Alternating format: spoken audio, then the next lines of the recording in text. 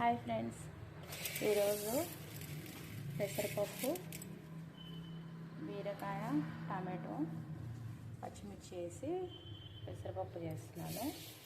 ఎండాకాలం కదా, సలవ అన్నమాట.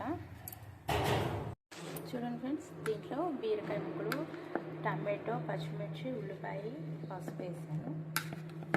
అంటే వీడియో తీయటం వేసేటప్పుడు మర్చిపోయినాను, అందుకే చూపిస్తున్నాను. కొంచెం చింతపండు వేద్దాము. చింతపండు ఫ్రెండ్స్, ఒక చిన్న బౌల్ ఇలా వేసుకుంటే పప్పు పొంగదంట. ట్రై చేద్దాం. యూట్యూబ్లోనే చూసాను నేను కూడా. ఫ్రెండ్స్ చూడండి, పప్పు పొంగకన్నా ఎలా మంచిగా విజిల్ వస్తుందో ఇలా ట్రై చేయండి. ఒక బౌల్ వేయండి. పప్పు కందిపప్పు అయినా పెసరపప్పు అయినా పొంగకన్నా ఉంటుంది నీట్గా. ఓకే ఫ్రెండ్స్, చూడండి పప్పు చక్కగా ఉడికిపోయింది, పొంగలేదు, నీట్గా వచ్చింది. ఒక కప్పు తీసేద్దాము.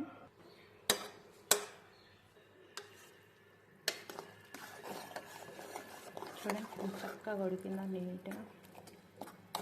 ఉప్పు వేసుకుందాము. ఉప్పు వేయలేదు. సాల్ట్ వేసుకుందాం సరిపడా. ఆయిల్ పెట్టాను, పోపు వేసుకుందాము.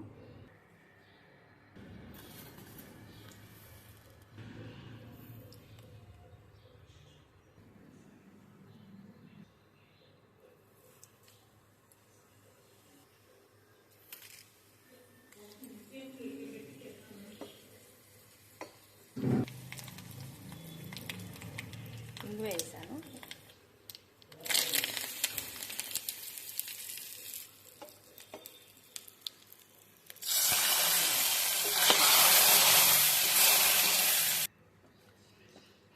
అంతే అండి, రెడీ అయిపోయింది పప్పు.